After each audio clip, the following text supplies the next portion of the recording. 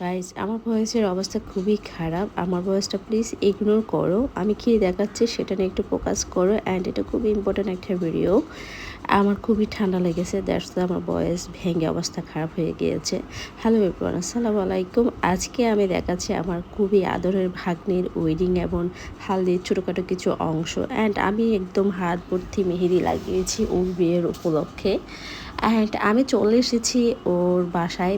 তো বেসিক্যালি ছোটোখাটো করে আমরা ওর বাসার ছাদে একটা প্রোগ্রাম অ্যারেঞ্জ করেছিলাম।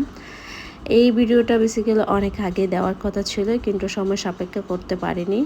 এডিটের একটা বিষয় ছিল, সে কারণে তো ছোটোখাটো করে আমরা একটু অ্যারেঞ্জমেন্ট করেছিলাম। হলুদ প্রোগ্রাম টোটালি করার কথা ছিল না, সেক্ষেত্রে আমি উদ্যোগ নিয়ে হালকা পাতলা করে ভাবলাম একটু ওর জীবনে একটা মেমোরিজ হিসেবে রাখি, সে কারণে এই ছোটোখাটো আয়োজন করা।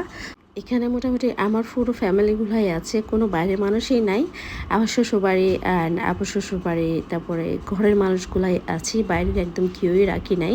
কাউকে ইনভাইট করা হয়নি, ইভেন জামাইপক্ষও ইনভাইট করা হয়নি, কারণ এটা আমরা চাচ্ছিলাম শুধু ছোটোখাটো করে একদম অ্যারেঞ্জ করার জন্য, জাস্ট ওর জীবনে একটু মেমোরিজ হিসেবে রাখবো এই হিসেবে। এই যে আমার বেবি কিন্তু অলরেডি ড্রেস চেঞ্জ করে আরেকটা পরে নিয়েছে হলুদের প্রোগ্রামের। অ্যান্ড এখন চলে এসেছে বিয়ের প্রোগ্রাম। তো বেসিক্যালি আমরা যেহেতু ফেস দেখাতে পারতেছি না, সেক্ষেত্রে আমি খুব বেশি এখানে কিছুই অ্যাড করতে পারিনি।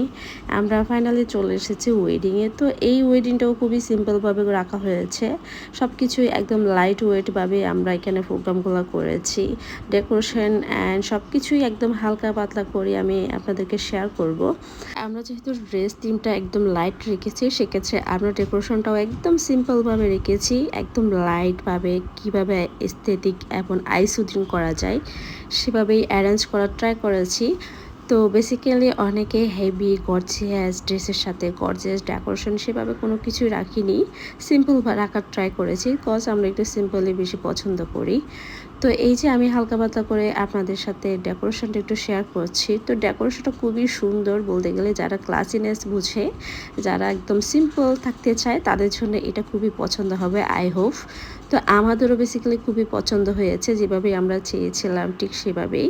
আমরা যেহেতু একদম ভারী গর্জিয়াস কোনো কিছুই রাখছি না এখানে, মোটামুটি ডেকোরেশন একদম সিম্পল রেখেছি। এই জায়গাটা বেবিদের জন্য ডেকোরেট করা হয়েছে। তো ফটোগ্রাফার ফটোশ্যুট করছিল অন্য অন্য সবারই। আমার কাছে কিন্তু পটভুটটা খুবই সুন্দর লেগেছে। অ্যান্ড আমরা এখন চলে এসেছি ওদের খাওয়ানোর জন্য। তো ভাগ্নি আর ভাগ্নি জামাইকে খাওয়াবে, এখন হচ্ছে অবশ্যই এন্ডিং টাইম, একদম সবাই খেয়ে দিয়ে চলে গিয়েছে।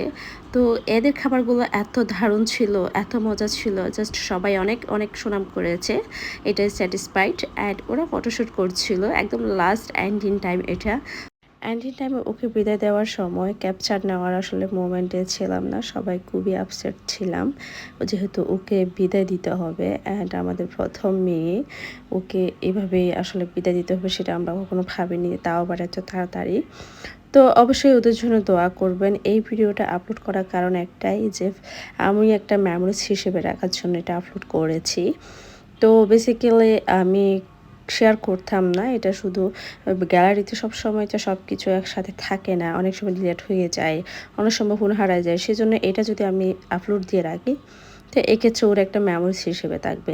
আজকের ভিডিওটা পর্যন্ত, সবাই দোয়া করবেন। আল্লাহ হাফেজ। আমি হাত ভর্তি মেরে দিয়েছি, কি সুন্দর হয়েছে না আমার কালারটা। টাটা।